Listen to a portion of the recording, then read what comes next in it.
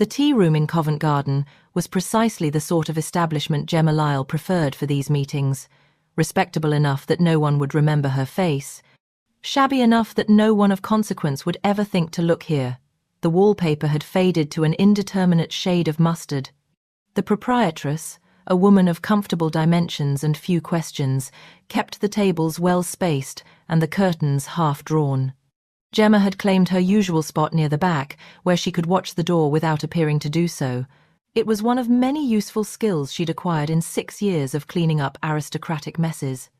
The letter in her pocket had arrived 3 days ago, written on paper so fine it had practically announced itself. "I require your services regarding a matter of some delicacy," it had read, in handwriting that spoke of expensive tutors and endless hours practicing penmanship.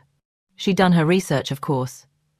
Edmund Montague, the 7th Earl of Wentworth, 31 years old, unmarried, despite what must have been relentless maternal pressure. Fortune intact, estates well managed, reputation spotless. A paragon, in other words. The sort of man who made other men look slovenly by comparison and made matchmaking mamas weep with frustrated longing. Gemma couldn't imagine what such a creature could possibly need from her. The bell above the door chimed. Gemma didn't look up immediately, but tracked the new arrival in her peripheral vision. Tall, well-dressed, but not ostentatiously so, moving with the particular unhurried confidence of a man who had never once worried about being turned away from anywhere. He paused just inside the doorway, scanning the room with what appeared to be genuine uncertainty, as if he'd never entered a tea room without a butler announcing him first. Gemma allowed herself a small, private smile. This would be him, then. She waited until his gaze found her, watched the slight furrow of confusion cross his brow as he took in her plain grey dress, her sensible bonnet. Her utter lack of anything that might distinguish her from any other working woman in London. He crossed the room toward her with admirably restrained purpose. Up close, he was even more impossibly perfect than the gossip columns suggested. Dark hair worn slightly longer than fashion dictated, as if he couldn't quite be bothered to visit his barber more than absolutely necessary. Eyes the colour of good whiskey. A jaw that looked like it had been designed by someone with strong opinions about geometry. "Miss Lyle, I presume?" His voice was pleasant and cultured, entirely devoid of anything as vulgar as obvious emotion. "Lord Wentworth," she gestured to the chair across from her. "Please, sit." He sat, arranging himself with the unconscious grace of a man who had been taught deportment before he could walk. A serving girl appeared almost instantly, and he ordered tea with the particular politeness of someone who had been trained to be courteous to servants without ever actually seeing them. Gemma watched him, cataloguing details. The slight tension around his mouth, the way his hands rested on the table, deliberately still, the almost imperceptible tightness in his shoulders, as if he were bracing himself against an invisible weight. Interesting. The man was uncomfortable, perhaps even nervous, though he hid it beautifully. "You came alone," she observed, once the serving girl had retreated. "Was I not supposed to?" "Men in your position usually bring a solicitor, or at least a trusted servant, someone to provide." She tilted her head, considering. "Plausible deniability, I suppose." Something flickered in his expression. Amusement, perhaps, though it was gone before she could be certain. "I was told you were discreet." "I am." Then I saw no need for additional witnesses. The tea arrived. He thanked the girl with precisely calibrated warmth. "So," she said, once they were alone again, "what scandal requires my attention? I should warn you, my fees have increased since last year, and I don't negotiate." He wrapped his hands around his teacup. "I am not here to clean up a scandal, Miss Lyle. I'm here because I want you to create one." Gemma prided herself on being difficult to surprise. 6 years of aristocratic messes had exposed her to virtually every variety of human weakness and stupidity. She had seen lords weep over courtesans and ladies scheme to destroy their rivals. She had witnessed blackmail, bribery, and one memorable incident involving a goat and a bishop that she preferred not to think about. But this was new. "I'm sorry," she said carefully. "You want me to create a scandal? For you?" "Yes. You, the Earl of Wentworth. The man whose reputation is so pristine that gossip columnists have run out of interesting things to say about him." "An accurate assessment, yes." She leaned back in her chair, studying him with fresh eyes. "Why?" He didn't answer immediately. Instead, he picked up his teacup, took a precise sip, and set it down again with geometric exactitude. The delay was calculated, she realized. He was deciding how much to tell her. "Are you familiar," he said finally, "with the concept of a gilded cage?" "I'm familiar with the concept of dramatic metaphors, yes." That earned her a flash of something that might have been genuine amusement. "Then you'll understand when I say that I find myself trapped, not by any external force, but by the weight of expectations that have accumulated over 31 years of flawless behavior. Most men would consider a spotless reputation an asset," Gemma pointed out. "Indeed. But an asset becomes a liability when it accelerates one toward an unwanted conclusion." He glanced toward the window, then back to her, his focus sharp and entirely serious. "I am Miss Lyle, the season's most eligible bachelor." "Tired of being pursued?" Gemma asked, her own amusement growing. "It is not merely being pursued, it is being auctioned. My mother has decided this is the year, and the sheer number of suitable, determined young ladies and their more determined mothers has become unmanageable. If I do not disqualify myself, I will be married by the end of July." "You could simply stop," Gemma said. But even as she spoke, she knew it wasn't that simple. Nothing was ever that simple. "Behave badly. Refuse to attend balls. Tell your mother you don't intend to marry." "I've tried." For the first time, something cracked in his perfect composure. Just a hairline fracture, but enough for her to glimpse the exhaustion beneath. "Every small rebellion is absorbed or explained away. Last month I declined 3 invitations in a row, and by the end of the week my mother had convinced everyone I was simply recovering from a mild illness. I told Lady Connolly that I found her daughter tedious, and somehow the story that circulated was that I was too overwhelmed by her beauty to speak coherently. Despite herself, Gemma felt the corner of her mouth twitch. That does sound frustrating. "It is beyond frustrating. It is—" He stopped, visibly collecting himself. "I apologize. I didn't come here to complain about my exceptionally comfortable circumstances." "No," she agreed. "You came here to hire me to destroy your reputation. The question is, why me?" "Because I don't want to create just any scandal. I want one that is spectacular enough to be permanent, but controlled enough not to hurt anyone else. I want my reputation damaged beyond repair, but I don't want any innocent parties caught in the wreckage." He held her gaze steadily. "That requires precision. And from what I understand, Miss Lyle, precision is your specialty." Gemma was quiet for a long moment, turning over the request in her mind. It was, she had to admit, an elegant problem. And elegant problems had always been her weakness. "What sort of scandal did you have in mind?" she asked. "That's where I hoped you might advise me. I've considered and rejected several options." He began ticking them off on his fingers, as if reviewing a list of household accounts. "Financial impropriety would harm my tenants and dependents. Political radicalism would reflect poorly on my family. Outright criminal behavior seems excessive, and I'm told I lack the constitution for serious vice. What about romantic scandal?" He paused, considering. "What sort of romantic scandal?" "The most reliable kind. A mistress." Gemma leaned forward slightly, warming to the idea as it took shape. "Not just any, a spectacular one. Mysterious. Foreign, perhaps. Someone who appears on your arm in public and sets the entire ton gossiping." "I'm afraid I lack the temperament for keeping mistresses." "You don't need to keep one. You just need everyone to believe you do." She smiled, the thin, sharp smile she used when a plan was coming together. "Consider it. Your mother couldn't possibly present you as an eligible bachelor if all of London believes you're entangled with some mysterious foreign woman. And if the affair appears passionate enough, the damage to your pristine reputation would be considerable." He was watching her now with an intensity she found slightly unnerving. "And who would play this mistress?" "I know several actresses who might serve. Women who can be trusted to disappear afterward, who understand the importance of—" "No," Edmund said. "No," she echoed. "I don't want to involve anyone else. Every additional person is a potential point of failure." He set down his teacup with a soft click. "I want you to do it." Gemma blinked. It was not an expression she wore often. "Me? You're clearly intelligent. You understand the ton well enough to navigate its expectations." And you have far more to lose than any actress if the scheme goes wrong, which means you'll be properly motivated to ensure it doesn't. Lord Wentworth. Edmund, he said. If we're to be pretending to be in an entanglement, you might as well use my given name. Lord Wentworth. She put deliberate emphasis on the title. I am not an actress. I am not a lady. I am not remotely equipped to pass as the sort of woman an earl would keep as a mistress. That's what you do, is it not? He tilted his head, studying her. When you need to gain access to a household, do you not sometimes pose as a governess, a lady's companion? I'm told you once spent 3 weeks as a dowager's personal secretary in order to retrieve some rather compromising evidence. She didn't ask how he knew that. Clearly his research had been as thorough as her own. Gemma was quiet for a moment, her mind already working through the logistics despite herself.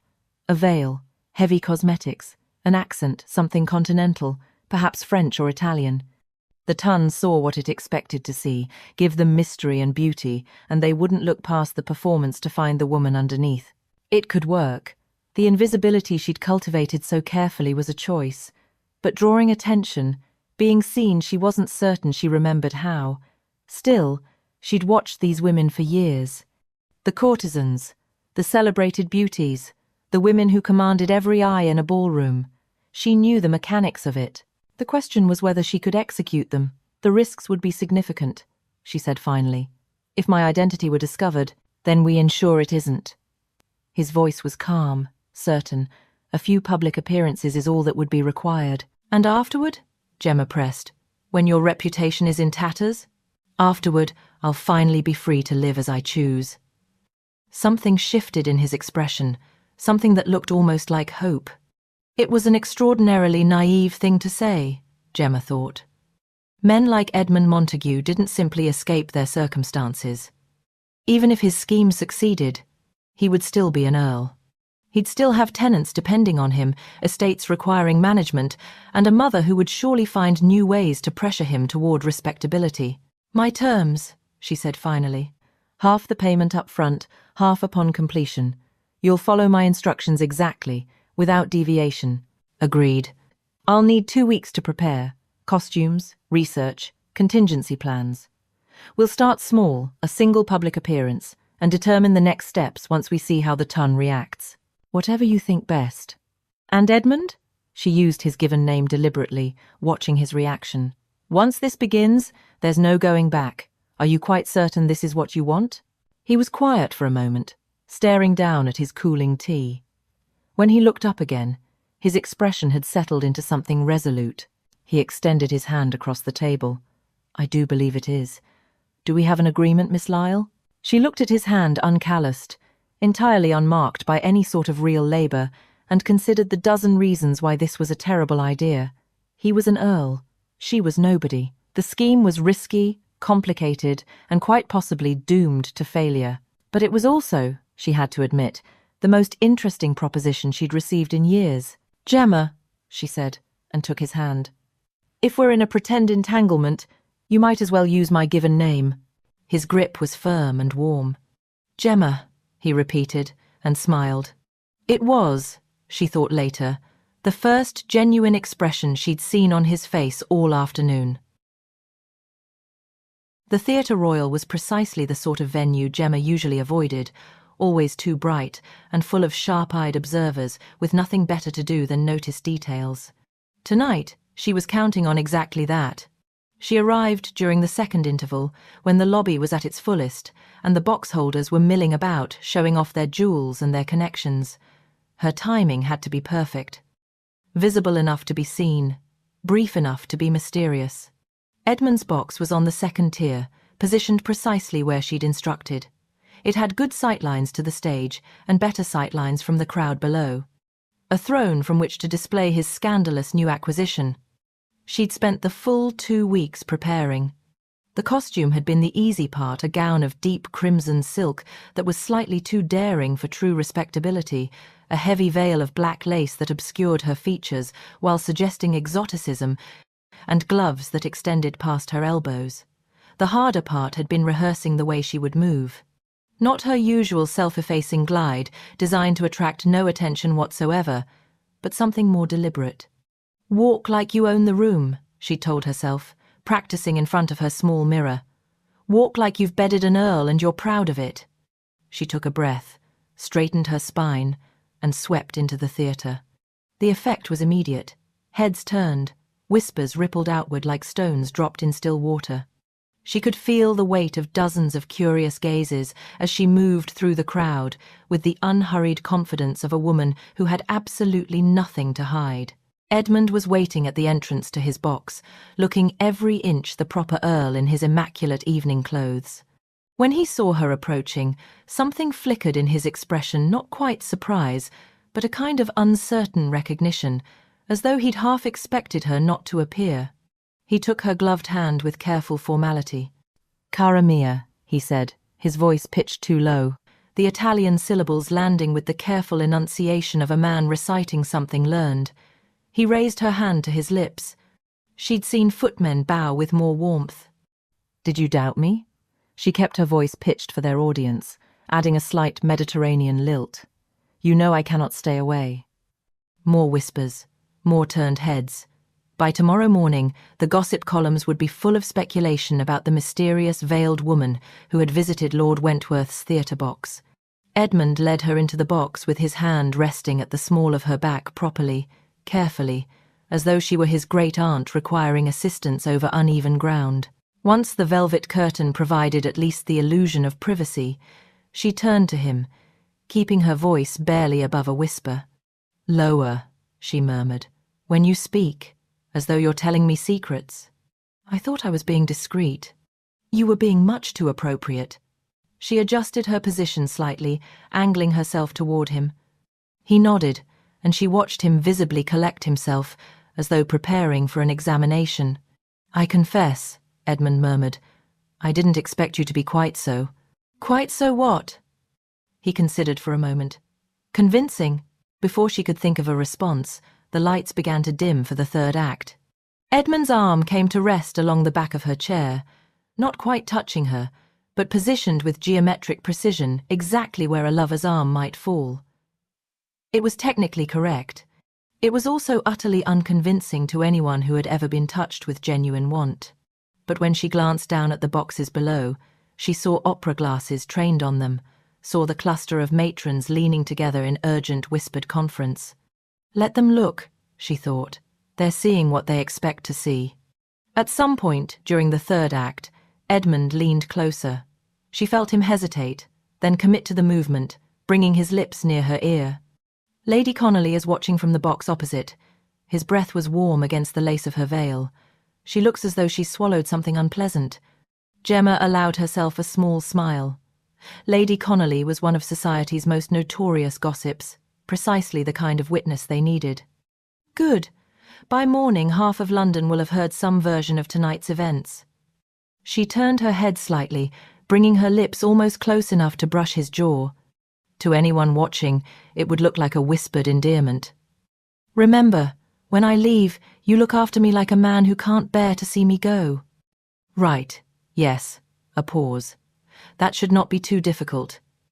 Something in his voice made her glance at him, but his expression was unreadable in the dim light. The final act ended. She rose, making a small production of adjusting her veil. Edmund rose with her, catching her hand with more confidence than he'd shown all evening, and pressing another kiss to her gloved fingers, this time holding the gesture just long enough for it to mean something. "Until we meet again, my lord," she said, loud enough for the nearby boxes to hear. "Presto, my darling. Please." She left the box without looking back, sweeping through the corridors and down the stairs with the same deliberate confidence she'd used to arrive. By the time she reached the street, her hired carriage was waiting exactly where she'd arranged. She didn't let herself relax until the carriage was moving, carrying her away from the bright lights and curious eyes of the theatre. Only then did she pull off her gloves and press her bare hands against her heated cheeks. The gossip columns the next morning exceeded even her expectations. Her personal favourite was from a scandal sheet that catered to the more salacious appetites of the reading public. Has the perfect Earl found his imperfect match? Rumours abound of a secret foreign mistress with raven hair and a figure that would make Aphrodite weep with envy. Gemma had to laugh at that one. The veil had made her hair completely invisible, and her figure, while perfectly adequate, was hardly the stuff of mythology. But that was the thing about scandal. It didn't need facts. It simply needed suggestion and the delicious possibility of impropriety. That afternoon, a note arrived, delivered by a footman in Wentworth livery. The paper was fine, the handwriting precise. "I believe we have succeeded in our initial objective. Shall we discuss next steps tomorrow? The usual location and time, if convenient. W." Formal, proper, signed with only his title's initial. She read it twice, then unlocked the small wooden box she kept beneath a loose floorboard. Inside lay a handful of items she should have destroyed years ago: letters, notes, evidence from past jobs that had proven too valuable to burn. Things she told herself she kept only as a safeguard. She added Edmund's note to the collection and locked the box again. Gemma arrived at the tea room early, claiming the same table near the back where she could watch the door. Edmund arrived precisely on time, moving through the room with that same unhurried confidence she'd noted at their first meeting. But something was different. He settled into the chair across from her with less rigidity than before, and when he ordered tea, there was a lightness in his voice she hadn't heard previously. "The gossip has been remarkable," he said, once the serving girl had retreated. "Lady Forsyth actually asked whether I'd brought my mysterious companion back from the continent or discovered her here in London." "And what did you tell her?" "That I couldn't possibly comment on such speculation." His mouth quirked slightly. She looked deeply satisfied by my evasiveness. Gemma pulled out her notes. "The theatre appearance established the foundation. Now we build on it. Something more public, but still brief. Perhaps the Royal Academy exhibition," Edmund said. She looked up. "That's rather bold. My mother serves on the patronage committee. She'll certainly be there." He met her gaze steadily. "You realize she will confront you," Gemma said. "I'm counting on it." An emotion Gemma had never seen him wear before flickered across his face. Not quite pleasure, but a kind of anticipation. There was an energy in him now that hadn't been present at their first meeting, something barely contained beneath his usual measured composure. Gemma watched him for a moment, trying to reconcile this man with the stiff, formal Earl who'd fumbled through the theatre performance. This is what rebellion looked like on a man like Edmund: temporary, exhilarating, and ultimately safe. He could play at scandal now, enjoy the thrill of it, but eventually he'd need a proper wife with a proper fortune. She'd seen it before. The scullery maid always got paid off in the end. "The Royal Academy, then," she said, returning her attention to her notes. "We'll need to coordinate timing. If your mother is on the committee, she'll arrive early. The private viewing is at 2. The general exhibition opens at 4, Edmund provided. Then I'll arrive at 3:30. You'll already be there with your mother." She began sketching out the logistics. "A chance encounter. You'll seem surprised to see me." "And then?" "Then you'll fail to properly hide your interest." They spent the next half hour working through details: her costume, his positioning, the careful choreography of a scandal that needed to look spontaneous. When they'd finished, he sat back with something that looked almost like satisfaction. "A week from today, then." "A week," she confirmed. He rose, collecting his hat. "Thank you, Gemma, for all of this. You're paying me quite handsomely, no thanks necessary."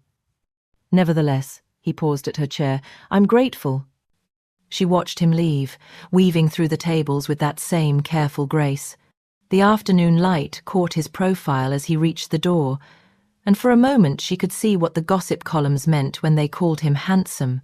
Then he was gone, and she was left with her notes and the lingering sense that she'd agreed to something more complicated than she'd intended. The Royal Academy's spring exhibition had drawn half of fashionable London. The galleries hummed with carefully modulated conversation, the rustle of silk, and the occasional burst of laughter quickly stifled behind gloved hands. Afternoon light poured through the tall windows, illuminating canvases hung frame to frame along damask-covered walls, while clusters of society's finest circulated with the slow, deliberate pace of people who had come as much to be seen as to see. Gemma stood in the doorway dressed in crimson silk, the same black veil obscuring her features. She moved through the crowd with the same unhurried grace she'd used at the theatre, though this time she felt the weight of every stare with sharper clarity. She stopped before a dramatic canvas depicting some classical scene and studied it with apparent interest, aware of Edmund's mother standing rigid as carved stone 20 feet away. It was Edmund who broke the tableau. He excused himself from his mother with a few quiet words and crossed to where Gemma stood, his approach drawing every eye in the vicinity. "Good heavens," he said, and his voice held a warmth that made her glance up. "I didn't expect to see you here." There was no stiffness in him now, no careful formality. When he positioned himself beside her, the movement felt natural rather than rehearsed. "Lord Wentworth." She let a smile colour her voice. "What a delightful coincidence. Are you an admirer of the arts?" "I find myself drawn to beauty wherever I encounter it." Her reply carried just far enough to be overheard, but she was more aware of how close he stood, near enough that she could catch the faint scent of his shaving soap. He moved to study the painting with her, his attention seemingly fixed on the canvas, though she suspected he was as conscious of their audience as she was. "This is one of the finer pieces in the exhibition. The artist has captured something remarkable in the use of light." The observation was genuine rather than performed, and when he turned his head slightly to gauge her reaction, she felt her pulse quicken. This was not the awkward Earl from the theatre, fumbling through rehearsed lines. This was something else entirely. "Shall we?" He offered his arm. She hesitated only a moment before taking it, and they began a slow circuit of the gallery. The whispers rose around them like a tide, but Edmund seemed unbothered. He guided her past portraits and landscapes with easy confidence, and when an elderly matron made no effort to disguise her stare as they passed, his posture shifted slightly, not retreating, but straightening, as though he were bracing for judgment and found the prospect almost amusing. "You're enjoying this," Gemma murmured. "Shouldn't I be?" He guided her around a cluster of patrons blocking their path. "I've spent 3 decades being appropriate. Inappropriateness has a certain novelty. Novelty fades." "Does it?" He stopped before a portrait of some long-dead nobleman in elaborate dress, all pomp and self-importance rendered in oil. "I've always thought boredom was the greater risk. One can become so accustomed to propriety that anything remotely genuine feels like revolution." There was something in his voice that made her look at him more carefully. "You sound like a man planning an escape," she said. "That's because I am. That's rather the point of all this, isn't it?" He met her gaze, and she found herself noticing details she shouldn't. The way the gallery light caught the amber flecks in his eyes, the faint smile that softened the line of his mouth. "Though I confess the particulars have become more interesting than I anticipated." Before she could determine what he meant by that, a small commotion near the entrance drew several heads. Lady Wentworth had noticed their continued proximity and was making her way toward them with the determination of a frigate bearing down on an enemy vessel. "Your mother appears to have reached the limits of her patience," Gemma observed. Edmund's expression held a trace of wry amusement. "Brace yourself. She's remarkably efficient when properly motivated." Lady Wentworth materialized at Edmund's elbow with the inexorable force of an approaching storm. "Edmund!" His mother's voice carried the careful control of someone very close to losing it entirely. "Perhaps you would introduce me to your acquaintance." Edmund's composure didn't falter. "Mother, of course. Allow me to present the Contessa di Montalcino." Gemma executed a perfect curtsy, pitched to suggest continental training. "Lady Wentworth, your son speaks of you with great affection." "Does he?" Lady Wentworth's gaze swept over Gemma's crimson gown and veiled face with the precision of a military assessment. "How charming. And how exactly did you and my son become acquainted?" "We met abroad some years ago," Gemma said smoothly. "I was delighted to discover him in London." "I'm sure you were." The words could have cut glass. Lady Wentworth turned to Edmund, her grip on his arm unmistakably firm. "Edmund, a word. In private." "Of course, Mother."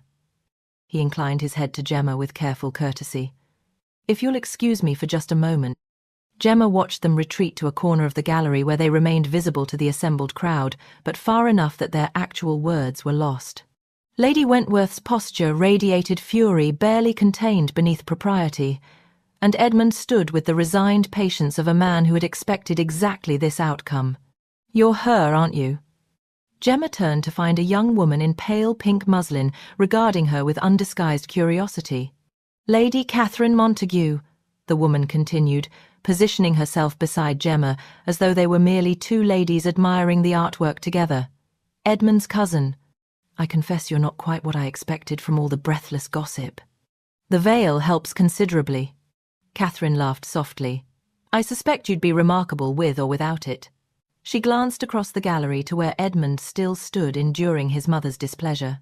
I have known my cousin all his life, you understand.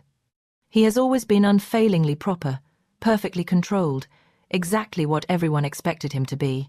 Her voice softened with something that sounded almost like affection. I have never seen him look at anyone the way he looks at you.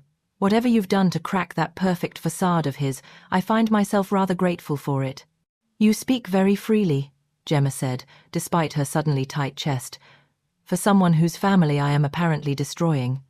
I speak as I find. Catherine smiled, and there was something conspiratorial in it. My mother is signalling that I've spent quite long enough scandalizing myself by association, but I do hope we meet again. She inclined her head with perfect propriety and drifted away. Gemma remained where she was, the words echoing in her mind with uncomfortable persistence. Never seen him look at anyone the way he looks at you. It meant nothing. It was a performance, a scheme they'd constructed together for his benefit. The fact that he'd grown more convincing at playing the role simply indicated he'd taken her coaching to heart. But her pulse was still beating slightly faster than it should, and she could still feel the ghost of his proximity, the warmth of his arm beneath her gloved hand. Across the gallery, Edmund remained trapped in conversation with his mother. Gemma gathered her composure and slipped toward the exit, moving through the crowd with the same deliberate grace she'd used to arrive. She didn't wait for him to return. She didn't look back to see if he watched her leave. Outside, the afternoon sun was too bright after the dim exhibition rooms, and the spring air felt sharp in her lungs. She pulled her veil lower and made her way through the dispersing crowd, aware of the stares and whispers that followed in her wake. The scheme was working exactly as planned. The Ton had witnessed the Earl of Wentworth openly consorting with his mysterious foreign companion in front of his own mother. By tomorrow, every drawing room in London would be discussing it. She should have felt triumphant. Instead, she felt unsettled in a way she couldn't quite name, as though the ground had shifted slightly beneath her feet when she wasn't paying attention. Catherine's observation kept circling back. Gemma told herself firmly that it didn't matter. This was business. Edmund was a client. The growing ease between them was simply the natural result of working closely on a complicated scheme. She almost believed it. The next morning brought a fresh wave of scandal. The immaculate Earl's continental companion provides more drama than the paintings, proclaimed the Morning Chronicle. Lady W. witnesses son's scarlet indiscretion among the masterpieces. Gemma read the papers in her small rented room, listening to the steady drizzle against her window and feeling simultaneously triumphant and uneasy. They'd succeeded, perhaps too well. The scheme was supposed to be controlled, a carefully calibrated series of escalating scandals, but the intensity of public interest had outpaced her projections. Gossip columnists were offering rewards for information about the mysterious woman's identity. The betting books at White's had begun taking wagers on whether the affair would end in disgrace, marriage, or some combination of both. She set the paper aside and reached for her cold tea. They would need to move carefully from here. A knock at her door interrupted her thoughts. She tensed. She was careful about who knew this address, but the voice that followed was familiar. "Gemma, it's me." Edmund, at her lodgings, in broad daylight. She wrenched open the door, grabbed his arm, and yanked him inside before any neighbours could catch a glimpse. He was damp from the drizzle, his dark hair curling slightly at his temples where the moisture had gotten to it. His usually immaculate cravat was poorly tied, his coat speckled with rain. "Have you gone mad?" she hissed. "What are you doing here?" "There are men from the papers watching my house." He was breathing hard, as if he'd been walking quickly. "They're determined to find my mysterious mistress, it seems." "Then let them try. She doesn't exist." "No, but you do." He met her eyes, and there was genuine worry beneath his dishevelled exterior. "If they trace the scheme back to you—" "I know how to cover my tracks," Gemma said, though her mind was already racing through the implications. Why didn't you just send your footman?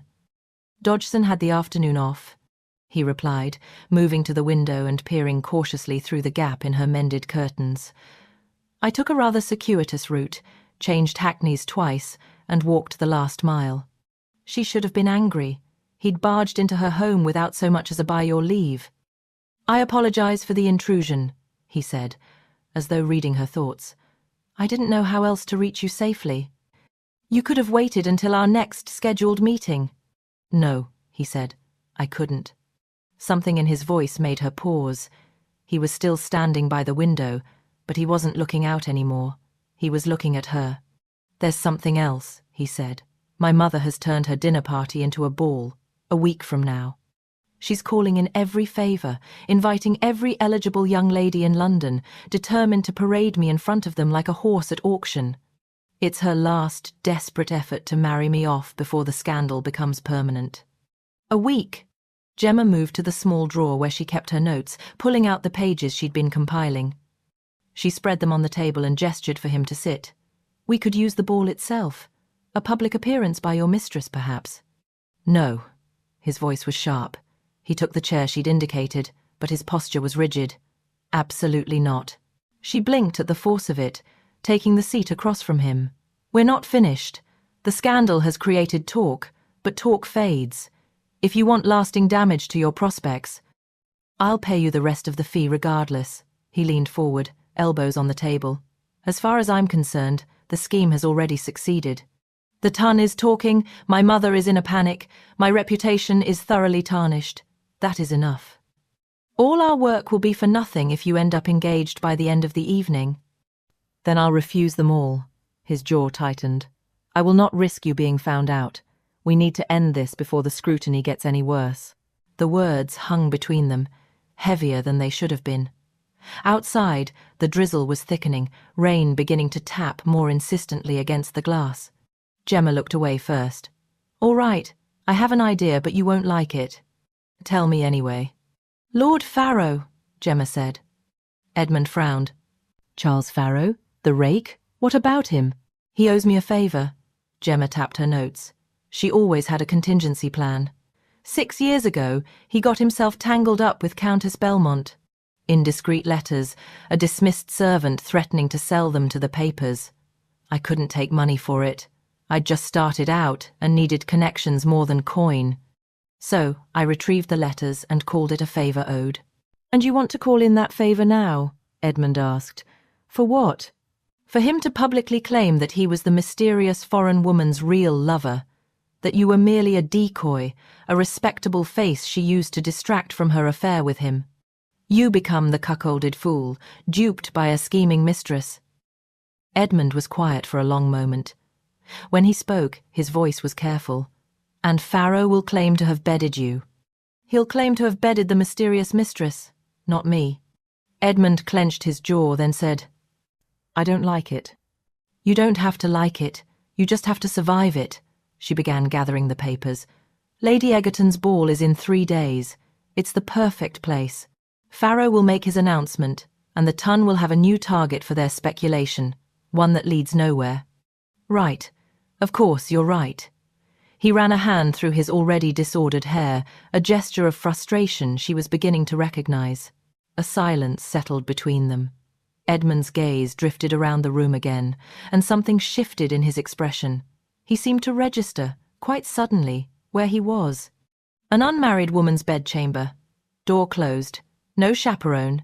He cleared his throat and pushed back from the table. I should go. I have imposed long enough, and it's... This is... He gestured vaguely, a flush creeping up his neck.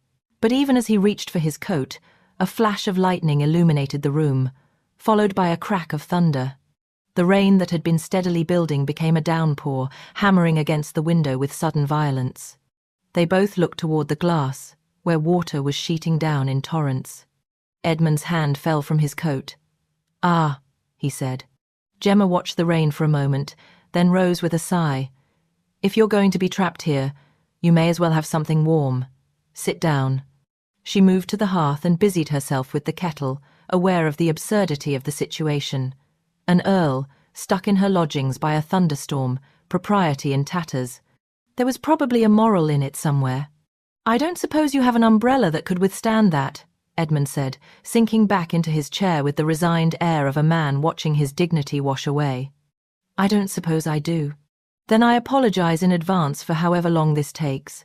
The weather is hardly your fault, Gemma said. No, but it is my fault we're in this situation at all. He accepted the cup she offered, wrapping his hands around it. If I hadn't involved you in this scheme, then you'd still be suffocating under your mother's expectations, and I'd be solving someone else's problems instead. Gemma took her seat again, her own cup warming her palms. This isn't anyone's fault. It's just circumstances.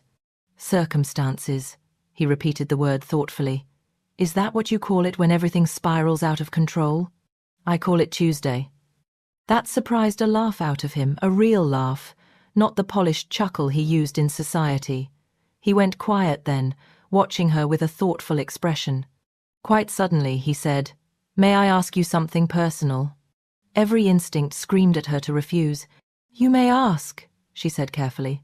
I may not answer. How did you become this? A fixer. Gemma was quiet for a long moment, listening to the rain hammer against the window. It was a question she'd been asked before, usually by clients who wanted to understand what they were paying for. She had a practiced answer, vague and professional, that revealed nothing of substance. But something about this night, the storm, the lamplight, the strange intimacy of being trapped together, made her want to tell the truth. I was a lady's maid, she said finally. Years ago, to a woman named Mrs. Thornton, wife of a shipping merchant who'd made enough money to buy his way into the edges of respectable society. Edmund's expression shifted slightly, but he said nothing. She was kind to me, treated me almost like a daughter in some ways, taught me to read, to write properly, to understand the way the quality lived and thought and schemed against each other. Gemma smiled faintly at the memory. I think she was lonely.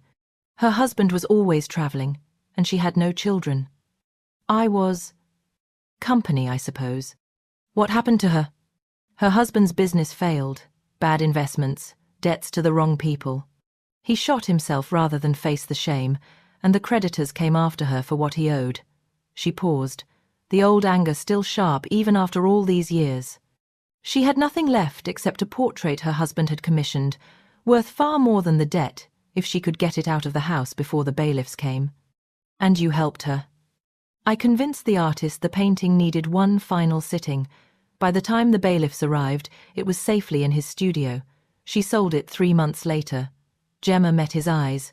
That was when I realized what I was good at, finding leverage, making messes disappear. And you've been doing it ever since. 6 years now. The thunder rolled again, closer now. In the flickering lamplight, Edmund's face was hard to read, but his posture seemed different, looser, like a releasing of the rigid control he usually maintained. I admire you, he said quietly. I understand how that sounds, coming from me. I'm sure you think I'm just another privileged aristocrat who can't possibly understand your life. But I do admire you. You've built something out of nothing, entirely through your own wit and courage. That's more than I have ever done. You manage estates, Gemma pointed out, employ hundreds of people, sit in the House of Lords. I inherited all of that. I didn't build it. I just maintain it. He shook his head. Sometimes I think I'm nothing more than a caretaker. A placeholder between my father and whoever comes after me. Gemma didn't know what to say. She'd spent years resenting people like Edmund, people born with every advantage, with every door already open for them. Before she'd met him, it had never occurred to her that the gilded cage might feel like a cage to the person inside it. We should talk about your mother's ball, she said, because it was easier than addressing the ache she could see in his eyes. How the fallout of our Pharaoh scheme might affect. I don't want to talk about that. But I know we have to plan and be practical. He stood abruptly, moving to the window again, watching the rain stream down the glass. But just for tonight, could we just talk? Something about it caught in her chest, sharp and unexpected. All right, she heard herself say. What do you want to talk about? He turned from the window, and in the lamplight, with the rain hammering down and the thunder rolling overhead, he looked nothing like an earl. He just looked like a man. A tired, lonely man who'd spent his whole life pretending to be something he wasn't. "Tell me about the other problems you've solved," he said. "The most impossible ones you ever fixed." So she did.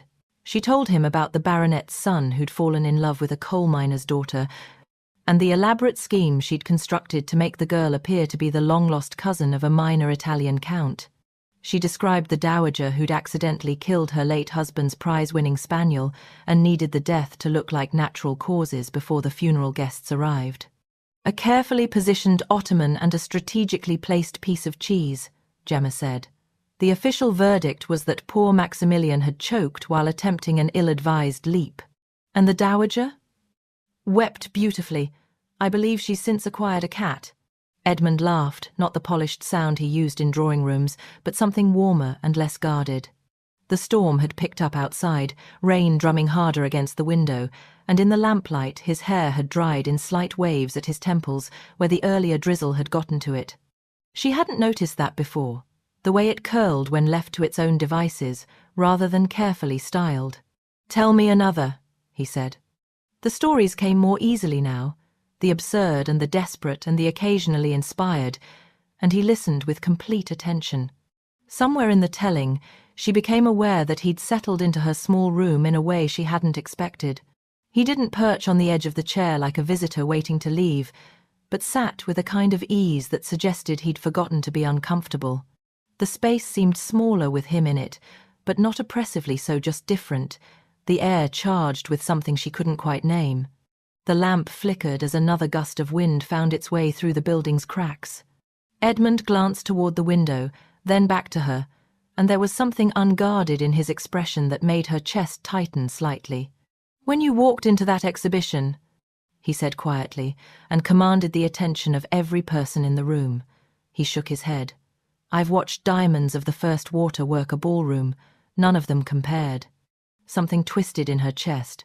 She knew she should say something, restore the professional distance that was fraying between them with every passing hour, but the words wouldn't come. "This isn't real," she told herself. Earls didn't notice women like her, not truly. When the scheme ended, she would return to her world, and he would return to his. Edmund watched her face. Whatever he saw there made him nod slowly, as though she had spoken after all. "It's late," he said quietly. "The rain is lessening. I should go." He stood, collecting his coat from where he'd draped it over the chair back. At the threshold, he paused. "Gemma." His voice was quiet. "Whatever comes next, I wanted you to know. I would not trade these weeks for anything." Her throat tightened unexpectedly. "You may feel differently in a few days," she managed. "I may." He held her gaze a moment longer than necessary. "But I doubt that very much." Then he was gone, slipping out into the rain-washed night. Gemma stood at the window and watched his figure disappear into the darkness. The glass was cold against her fingertips, and the ache in her chest had no name she was willing to give it. Lady Egerton's ballroom was everything Gemma had expected. Glittering chandeliers, cascading flowers, the cream of London society packed into a space designed to display their wealth and connections. She'd positioned herself in the musicians' gallery, dressed as a hired performer who'd finished her set. No one looked twice at musicians. From here she could see the entire ballroom floor and watch the scheme unfold. Farrow had arrived an hour ago. She'd spotted him immediately, florid face, evening clothes slightly too tight, already working on his third glass of champagne.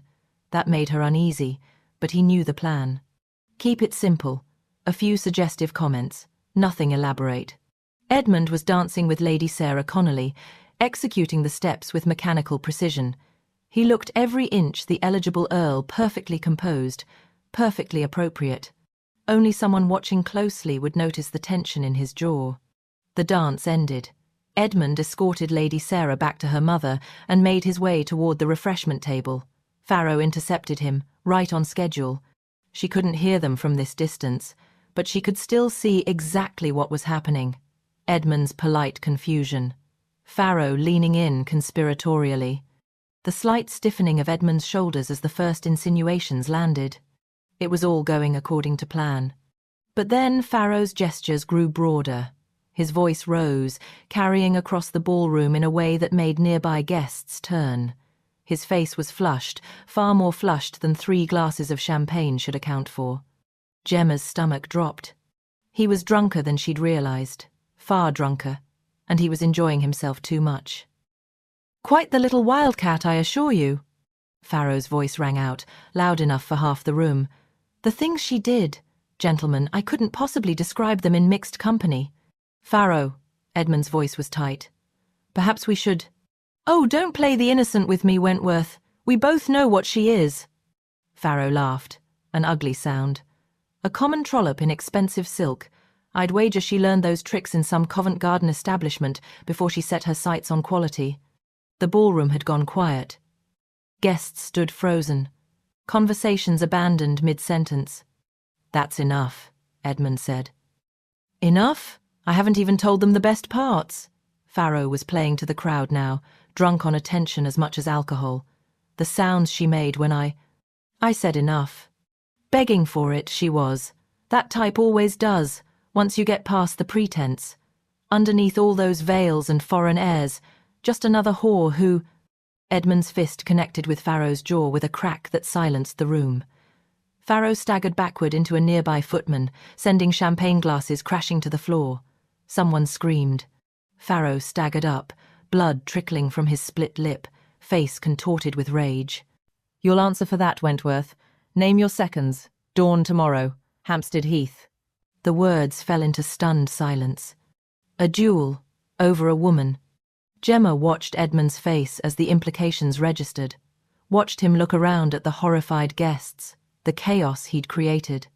Then his eyes found hers. Across the crowded room, through the disaster unfolding around him, he looked directly at her hiding spot in the gallery.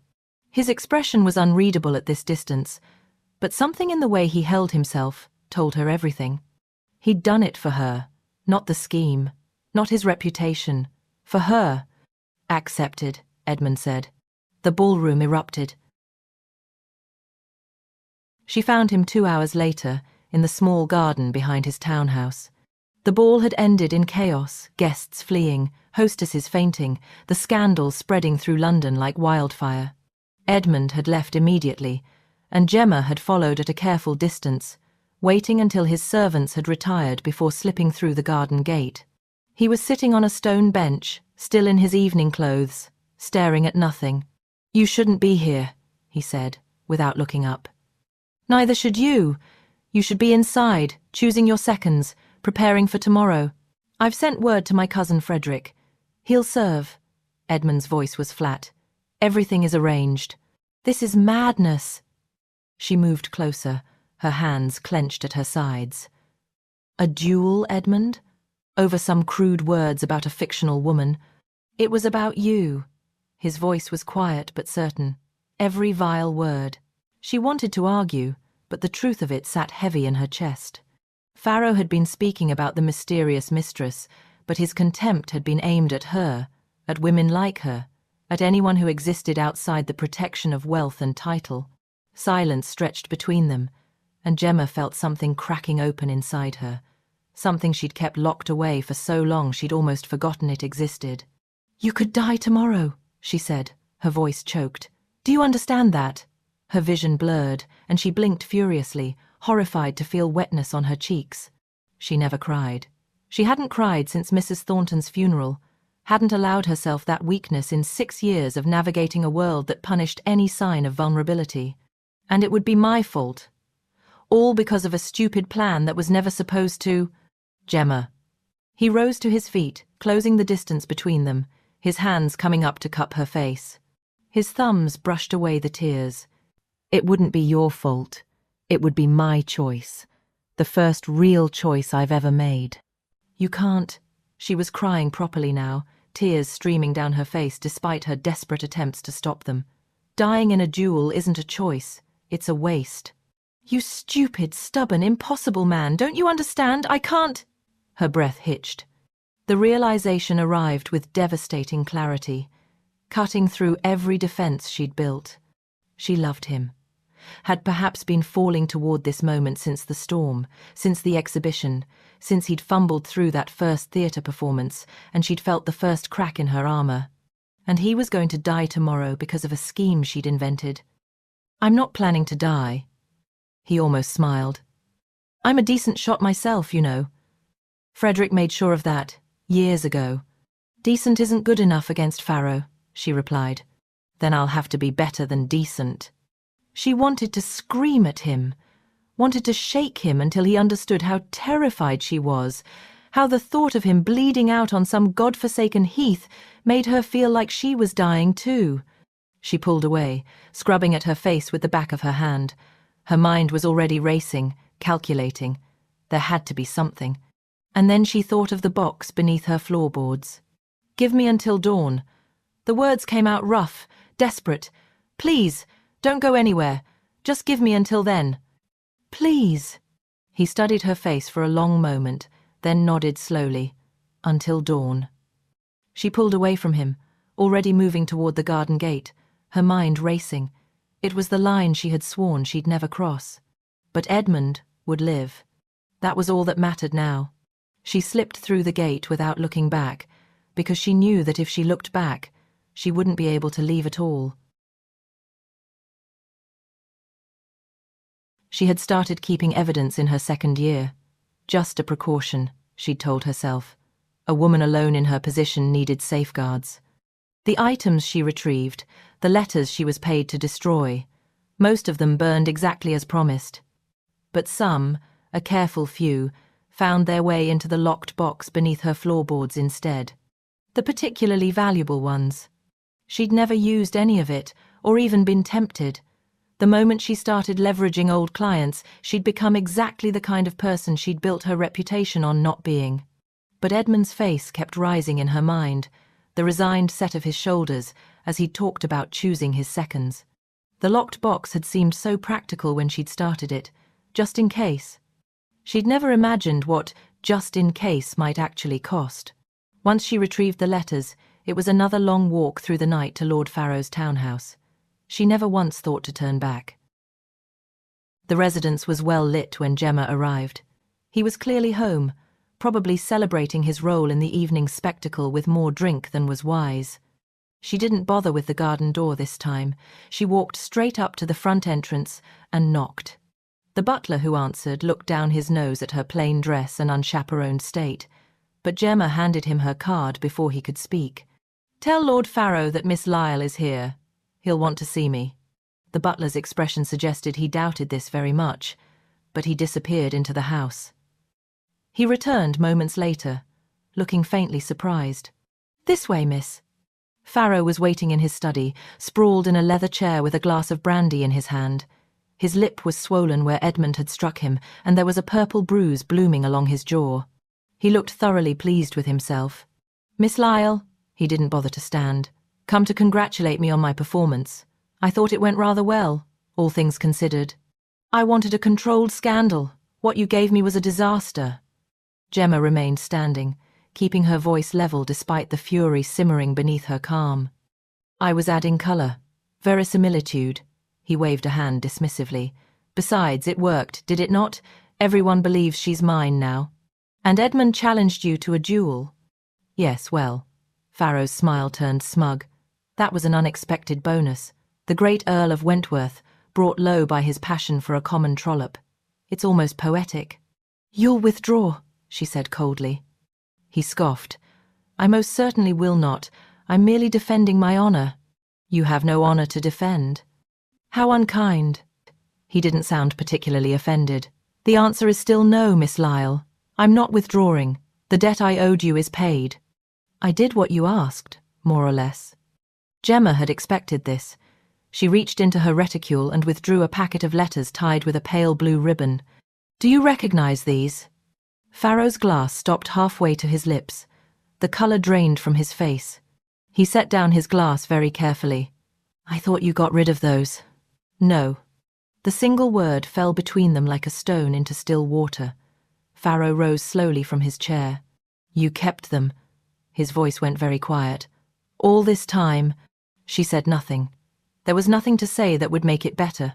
Christ! He moved to the window, his back to her.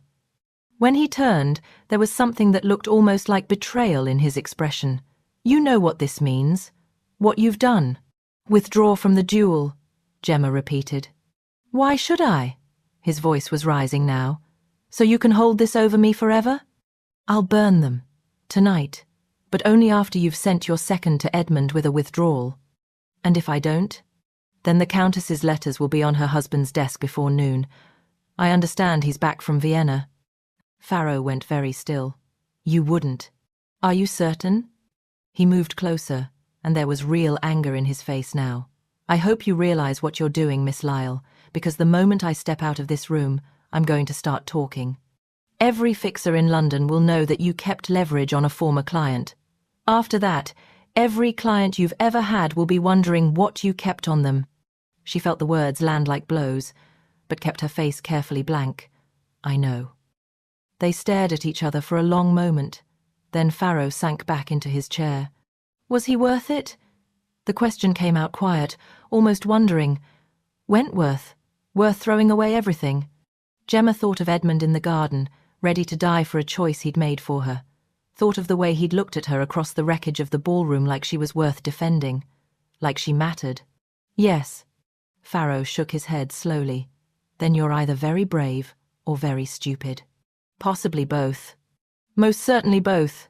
He pulled out a sheet of paper and began writing, his hand unsteady. I will send my second at first light. And the mistress, I'll forget she existed. He signed the withdrawal with a flourish and sealed it. Then he looked up at her, and there was something cold and deliberate in his gaze. But I'll be keeping those letters myself. Gemma's fingers tightened around the packet, though she'd known this was coming. Of course he wouldn't trust her to burn them. She'd rather thoroughly demonstrated what her word was worth. Once my second has left for Wentworth's, Collins will come for them, Farrow continued.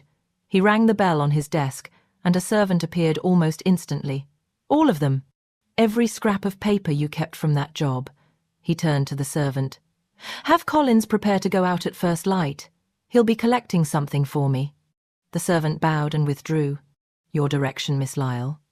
She gave it to him. The letters had served their purpose. Edmund would live. That was what mattered. Farrow waved a hand toward the door. Now get out before I change my mind. The walk back to her lodgings felt longer than it should have. The London streets were empty and cold, her footsteps echoing off the cobblestones, and Farrow's words kept turning over in her mind. By tomorrow afternoon, every fixer in London will know.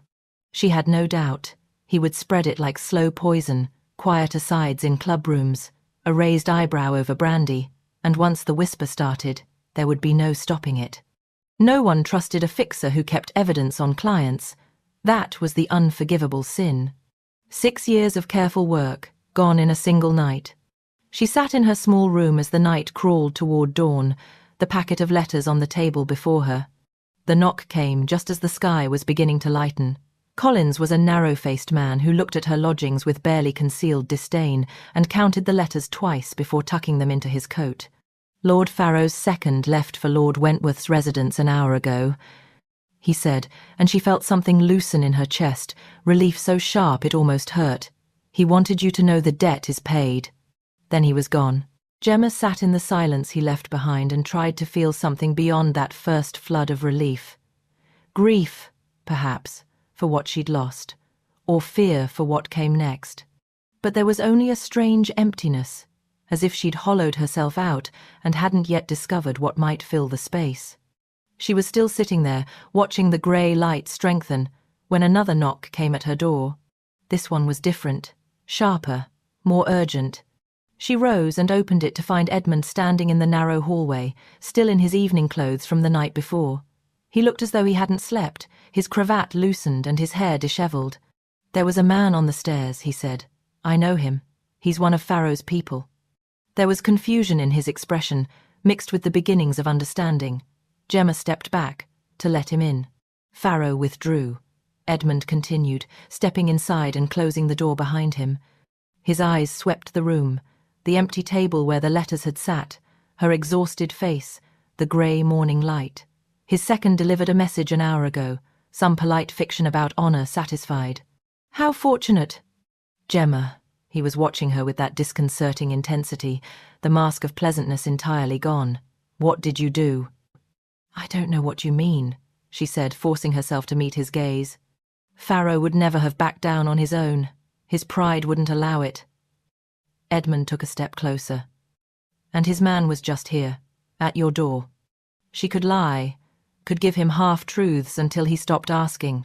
It was what she did, managing information, controlling what people knew and when they knew it. But she was so tired, and he was looking at her like he already knew, as if he was just waiting for her to stop pretending. "I had something on him," she said finally, "from a previous job, something I should have destroyed years ago." Edmund was very still. "And you used it? To make him withdraw?" "Yes." He didn't say anything for a long moment. Gemma watched him work through the implications. When he finally spoke, his voice was rough, and all he said was her name, but the way he said it held everything. The understanding of what she had done, the weight of what it had cost her, the impossible fact that she'd done it anyway. "Thank you," he said quietly. The words sounded almost helpless, as though he knew they weren't nearly enough. "I'll be fine," she said, with a tone that sounded more confident than she felt. "It's finished now, the scheme, all of it. You don't need me anymore." "Gemma." "You should go. There's nothing left to discuss." She moved toward the door, as if she could usher him out through sheer force of will. "There's everything left to discuss," Edmund said. She faced him then. He was closer than she expected, close enough that she could see the faint tremor in his hands. "I spent the night," he said, low and deliberate, "preparing myself to die at dawn. And do you know what I discovered? That the only thing I truly regretted was that I would leave this world without ever having told you." He stopped, his throat working. Gemma's heart was hammering so violently she could barely speak. "Told me what?" Edmund looked at her with an intensity that made the room around them seem to fall away. "That every morning I have woken since the day I met you, I have wished to wake beside you." His voice dropped to a raw whisper. "That the thought of a lifetime of proper, bloodless, dutiful mornings without you in them is intolerable." A painful vice was around her heart now. She heard herself speaking as if from a distance. "You don't know what you're saying. You're exhausted. You've just survived a near duel." "I know exactly what I'm saying. I've had all night to think of nothing else." He took one involuntary half-step closer, then checked himself, hands opening and closing at his sides as if the air between them had turned to glass. "Be my wife, Gemma." Her breath caught. For one terrifying moment she couldn't speak. All she could do was stand there, pinned beneath the raw, unshuttered plea in his eyes. "That's impossible." The refusal came out thin, almost soundless. She shook her head as if in a daze. "I'm nobody. Your mother would never accept it. Society would tear you to pieces." "I don't care about society." His voice was steady now, but the muscle in his jaw jumped. He didn't move again. He simply stood there, close enough that she could feel the heat coming off him. "Gemma, for the first time in my life I feel awake. You did that. And I'm not going back to sleep simply because the ton might disapprove." He reached into his coat and withdrew an envelope. "My mother is hosting a ball at the end of this week." Gemma's heart gave a painful lurch. "I know. I want you to come." He pressed the envelope into her hand. "I've arranged for a gown to be delivered this afternoon." Gemma looked down, not trusting herself to speak. "And I want to stand up before the entire ton," Edmund said, "and announce that you are the woman I've chosen." "Edmund," she began, "let me do this. Let me show them who you are." "It's not about what they think of me," Gemma said. She forced herself to meet his eyes. "I've seen this before. The wealthy man falls for the unsuitable woman, convinced that love conquers all. And maybe it does, for a while. But then reality sets in, and love is not enough to survive that. It never is. You don't know that. I know the odds. I've built my career on calculating them." She wrapped her arms around herself, as if she could hold together the pieces of her resolve. 6 months from now, when every door is closed to you, when your family has disowned you and the life you've always known is gone forever, you will resent me. You will hate me for being the reason you lost everything, and I couldn't bear watching you realize you made a mistake." Edmund was quiet for a long moment. When he spoke, his voice was rough. "So that is your answer?" "That is my answer, I'm sorry." He nodded slowly, and she thought he would leave, but he gestured toward the envelope still in her hand. "Keep the gown, whether you come to the ball or not, whether you ever speak to me again." "Edmund, I can't. The ball begins at 9. He moved toward the door, his hand resting on the latch. "I'll be watching the entrance all night. Whatever you decide, know that I have made my choice. It will always be you." He left without looking back. Gemma stood in her small room, the invitation clutched in her hand, and tried to convince herself she had done the right thing. The day crawled past in grey stillness. Gemma sat at her small table, the invitation lying face down where she'd left it that morning. She had read it once, the date, the time, the Wentworth crest pressed into the card, and turned it over so she wouldn't have to keep looking at it. Outside her window, the afternoon light had turned the colour of weak tea. She should eat something, should review her accounts, or begin the work of rebuilding the reputation she'd burned to ash the night before. Instead, she sat, and did not turn the card over, and did nothing at all. When the rap came at her door, she almost didn't answer. She'd had enough visitors for one day, enough for a lifetime, perhaps. But the voice that followed was unexpected. "Miss Lyle, I know you're in there. I can see the shadow of your feet beneath the door, which means you can certainly hear me, and I am not leaving until you open up." Not Edmund, not her landlady, a woman's voice, bright with determination. Gemma rose and opened the door. Lady Catherine Montague stood in the narrow hallway, holding an enormous dress box and looking entirely too pleased with herself. "Before you say anything," Catherine said, sweeping past her into the room without waiting for an invitation, "I'm not here on his behalf. Well, I am, but only because he's utterly hopeless, and someone had to make sure this actually arrived." She set the box down on Gemma's bed with a thump. Gemma closed the door, her mind struggling to catch up with this invasion. "Lady Catherine." "Catherine, please. We're well past formalities, don't you think?" "Given that I've seen you scandalise my aunt at close range and rather enjoyed it." Catherine perched on the edge of Gemma's chair as if it were a settee in a fashionable drawing room. "He told me everything, by the way, the whole scheme." Gemma's stomach dropped. Catherine must have caught the fear on her face as she quickly said, "He probably shouldn't have, from what I gather. But he was rather desperate, and I'm the only person in the family who doesn't think he's lost his mind." Catherine's bright expression softened slightly. "He came to me the morning after that dreadful storm, you know. Showed up at my door looking like he hadn't slept, babbling about the modist and how he hadn't the faintest idea what size you wore or what would suit you." She gestured toward the box. "I took pity on him. Men are hopeless about these things." Gemma looked at the box. It was cream-coloured, tied with a sage-green ribbon, and bore the discreet stamp of a dressmaker whose name she recognised from years of observing the quality. The kind of establishment that would never have admitted her through the front door. "Why are you doing this?" she asked quietly. "Because my cousin is in love with you. And I haven't seen him in love with anything since we were children, and he had that ridiculous passion for astronomy." Catherine's voice was matter-of-fact, but not unkind. "He used to sneak out at night to look at the stars. Did you know that? His father caught him once and beat him for it. After that he stopped. Stopped sneaking out, stopped looking up, or doing anything that might attract attention or disapproval." She paused. "I think you're the first thing he's wanted badly enough to risk punishment for since he was 12 years old." Something tightened in Gemma's chest. She thought of Edmund in the garden, ready to die at dawn for defending her. Thought of him standing in this very room, asking her to marry him. "I told him no," she said. "I know. He told me that too." Catherine was quiet for a moment, her gaze drifting to the box on the bed.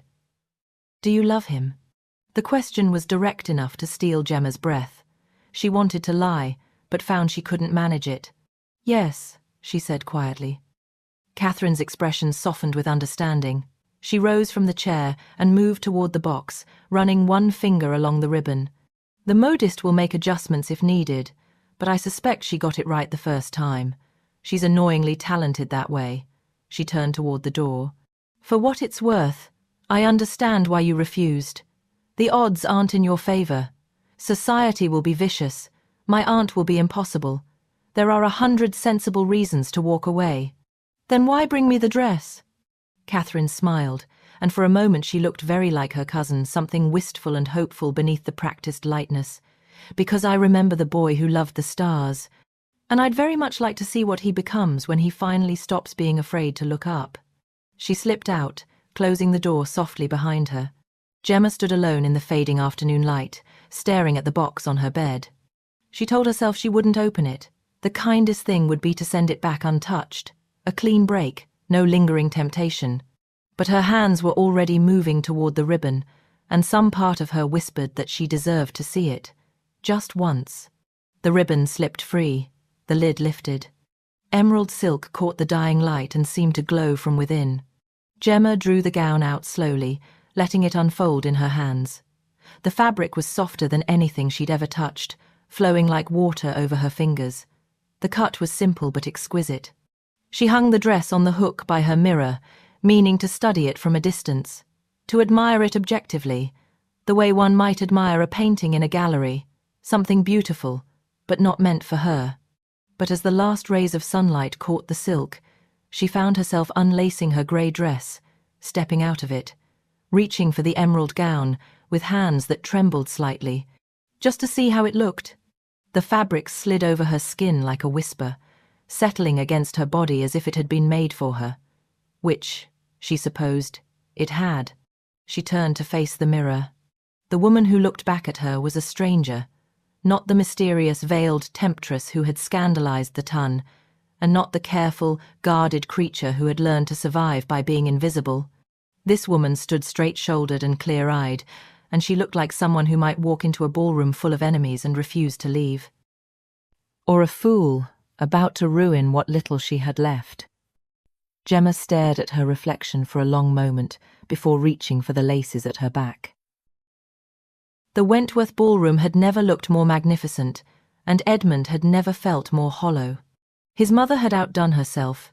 Crystal chandeliers cast prismatic light across the polished floors, and hothouse flowers cascaded from every available surface in clouds of white and pale pink.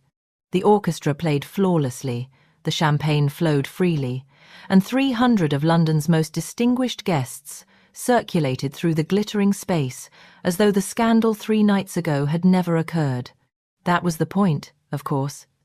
Lady Wentworth had spent the week orchestrating this event, calling in every favour, transforming what should have been a quiet dinner party into the social event of the season.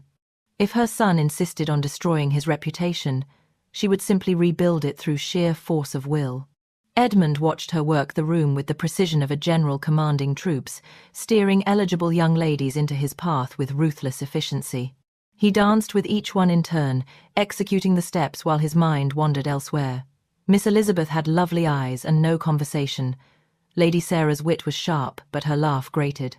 The Honourable Miss Bedford seemed pleasant enough, but when she smiled, all he could see was another face entirely. Gemma's face, pale and resolute as she refused him. He had thought about that conversation 1,000 times since leaving her lodgings, searching for some argument he might have made that might have changed her answer. But her fear had been real, rooted in years of hard experience that he couldn't simply talk away. She believed that his love would curdle into bitterness once the consequences became clear. Perhaps she was right. Perhaps he was a fool, gambling his future on feelings he'd never experienced before. But he didn't think so. The current dance ended, and he escorted his partner back to her mother with all appropriate courtesy. His own mother materialized at his elbow immediately, her smile bright and brittle. "Lady Elspeth is just arriving," she murmured. "Do try to look less like you're attending a funeral, Edmund." "I'm doing my best." "Your best is not particularly convincing." Her voice softened slightly. "I know you're unhappy. But sometimes we must accept that our desires are simply not compatible with our responsibilities." Edmund didn't argue. There was no point. He glanced toward the entrance for perhaps the 100th time that evening, though he'd long since stopped expecting to see anyone there.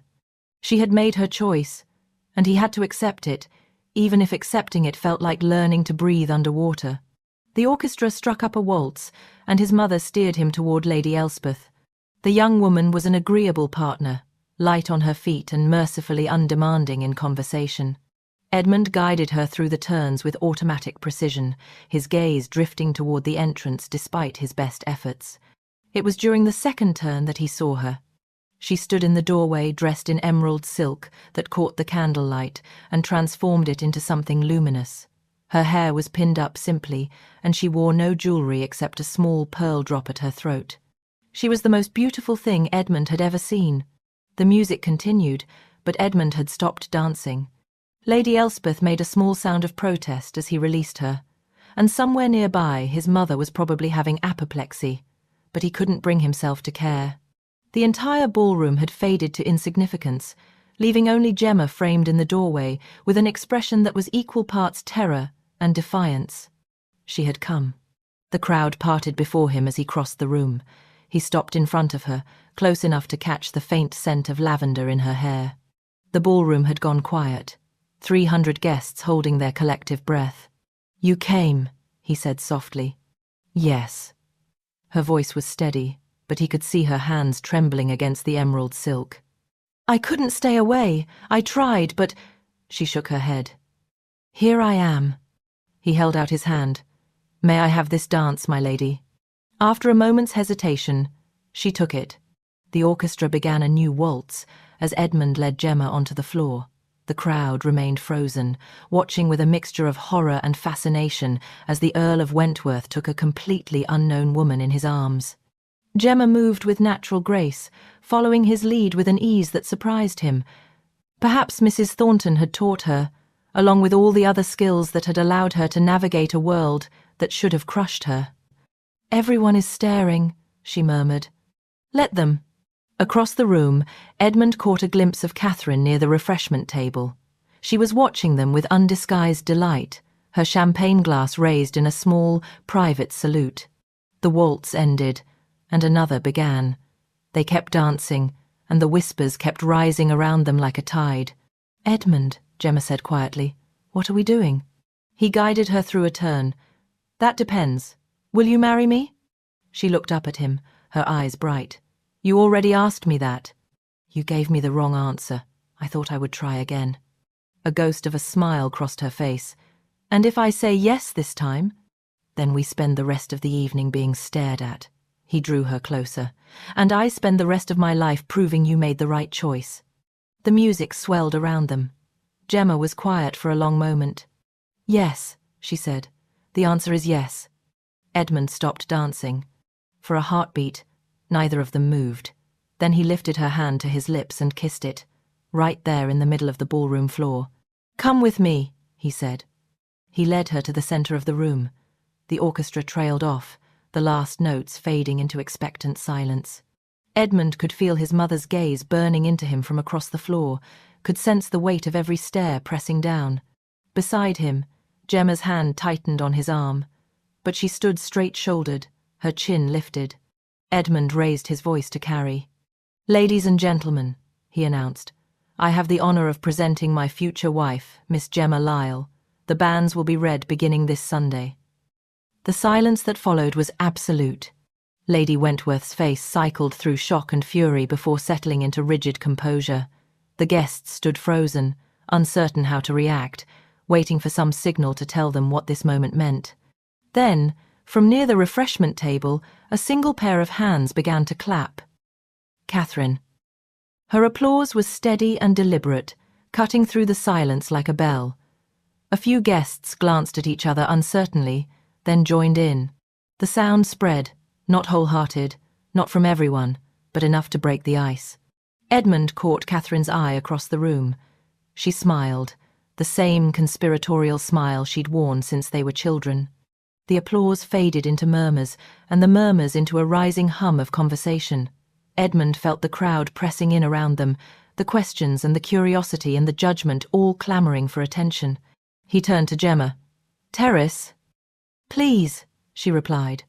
They slipped through the French doors and out into the cool night air.